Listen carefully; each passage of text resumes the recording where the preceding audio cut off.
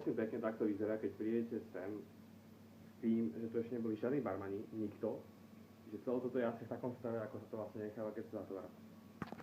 Takže dole majú tasting nového menu, takže ja som tu akože prvý človek, ktorý vošiel reálne do Skyburn. Že vidíme úplne, že jak sa hovorí, raw stav baru, barových stoličiek, ty kokos, normálne všetkého, čo tu reálne môže byť.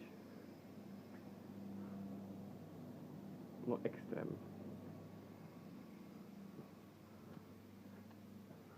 Ja som tu mal byť reálne na tretiu, meškal som 43 minút, ale aj tak to je asi jedno, lebo nečaká ma tu žiadna práca.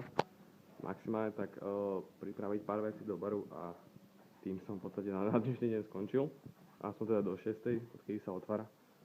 A vidíte, takto nejak vyzerá tý kokos podnik úplne, že jak sa necháva, keď sa zatvára. Máme krásny výhľad na mostík, troška slniečko, dneska je krásny deň. To je bomba. Klíma, klíma letánie.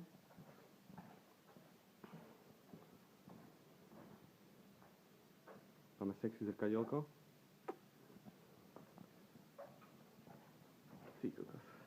Ja som ešte takto tuším aj nebol, nikdy. Prvýkrát asi. Fakt aj barové stoličky sú vyložené všetko, extrém.